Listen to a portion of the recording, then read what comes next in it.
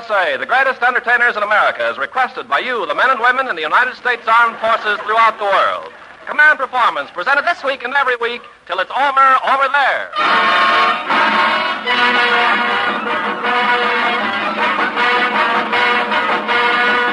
Well, it's too late to duck now, men. Another hunk of Command Performance is going to hit you right in the kisser. As usual, we're answering all your requests to Command Performance, Armed Forces Radio Service, Los Angeles, USA. In this week's batch, there was one pleading note from a PFC that wanted us to tell him a bedtime story. He asked specifically for Little Red Riding Hood. Well, we regret to say that we couldn't get a hold of Little Red Riding Hood, but tonight we're bringing you the wolf, and here he is now, Bob Hope.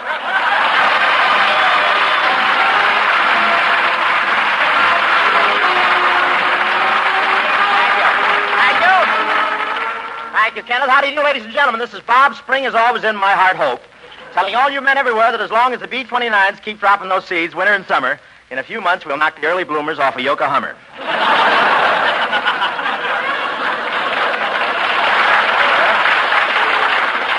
I dropped one myself, I think, there. Spring. You know, spring is a wonderful thing here in California. The birds, the bees, the sunshine and the wind rustling through the slacks on Hollywood Boulevard. And this spring weather really makes you feel good. In fact, Sinatra felt so good, he went down to the blood bank and gave them his IOU.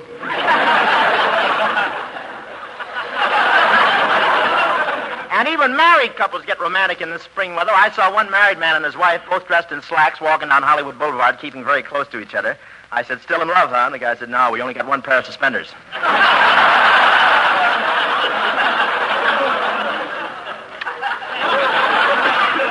Yes, sir, the spirit of spring is everywhere. I've been doing a little work in my garden, too. It's nice to have a garden out here in California. Everything grows so fast. You dig a little hole, put in some seeds, cover it up, water it twice a day.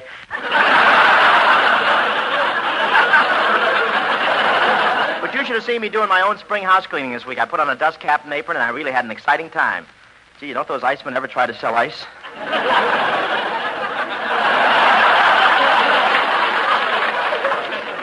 We can wait, you know.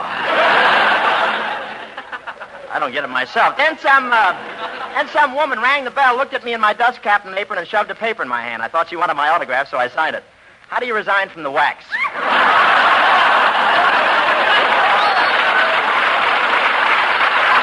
And I had a little accident while I was cleaning the house. I poured some glue on the piano stool by mistake. My aunt sat down on it yesterday. So far, she's played Accentuate the Positive 3,000 times. Great gal. And now it's a real thrill to bring to your Command Performance microphone one of the loveliest and most talented stars in Hollywood, the winner of this year's Academy Award for her grand performance in Gaslight, Ingrid Bergman.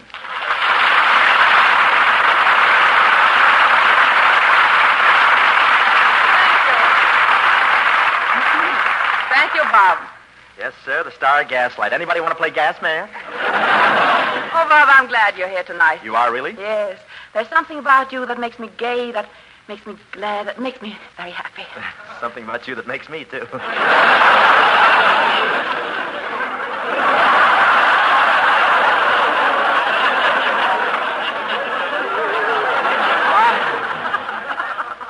Oh, you know.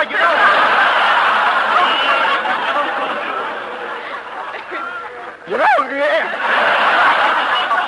That's awful.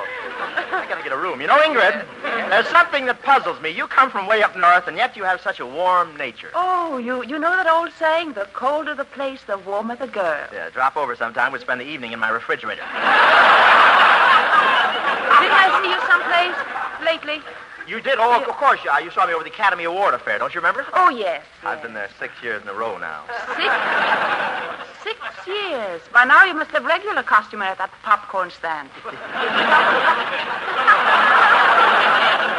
Well, it's easy for me. I just heat up my old scripts. But besides, I have to do something while I give those Oscars to everyone else. I don't like to say this, Bob, but when you didn't get one, you weren't very sporting about it. Well, I just lost my head, that's all. Well, but wrestling for it with another performer. Now, I had it, too, but that Margaret O'Brien's awfully strong for age.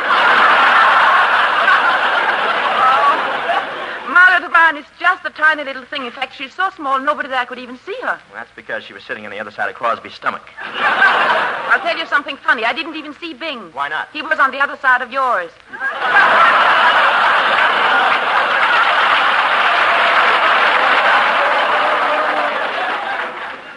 leaving Fringehead for a moment, are you, leaving Fringehead for a moment, are you working on a picture now, Ingrid? No.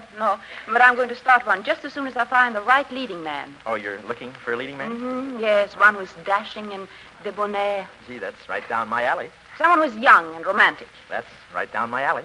Oh, he'd have to be someone I can trust in the love scenes. Set him up in the other alley.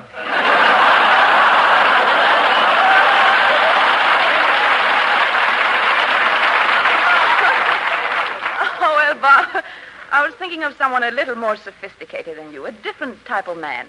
Remember those love scenes I did with Charles Boyer in Gaslight? Charlie, old breathe heavy. If you want to see real romance, I wish you'd drop over to my house and do a love scene from Gaslight. Why? No gas, no light.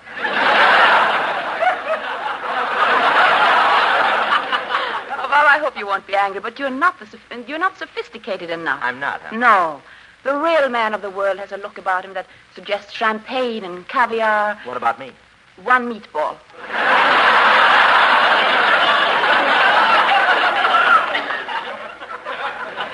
So that's how it is, huh? Yes. I'm afraid so, Bob. You're not the drawing room type. I don't want to hurt you. Oh, that's all right. That's all Then right. I'll see you later. So long. Not the drawing room type.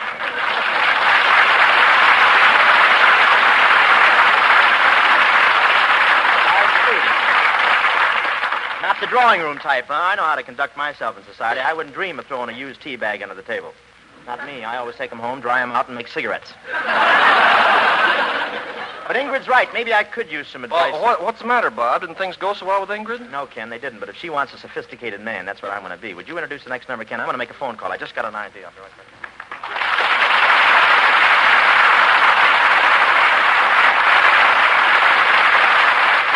Well, poor Bob. Well, man, let's turn now to something on the brighter side. So here they come, lovely, petite, and a bit of all reet, the King Sisters.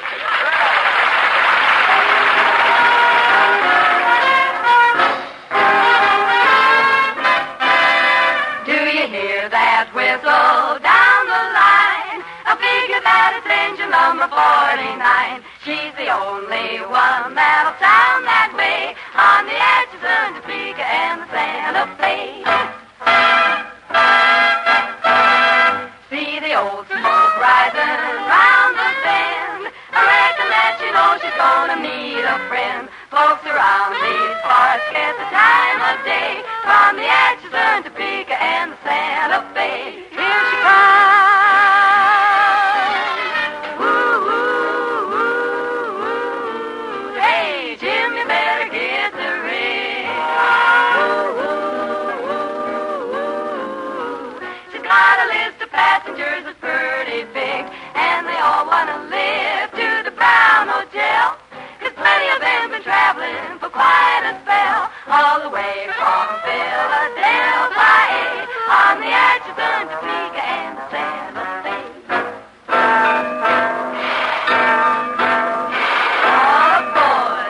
All aboard, train's going west, tickets, ain't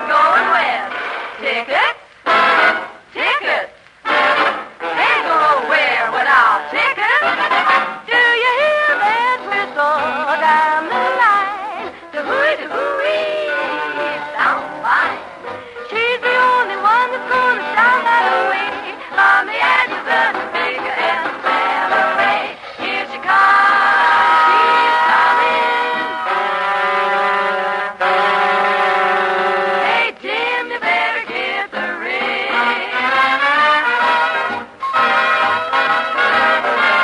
She's got a list of passengers that's pretty big. They all wanna live to the hotel. They wanna rest quite a spell. They come all the way from Philadelphia on the Atchison, Topeka, and the Santa Fe. Do, do, do, do. Do, do, do, do. You can get to Albuquerque without a jerk on the Atchison, Topeka, Santa Fe.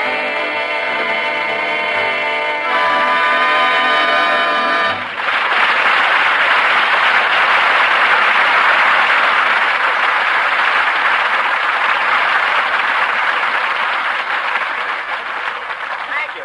King Sisters, that was really an all-over treatment.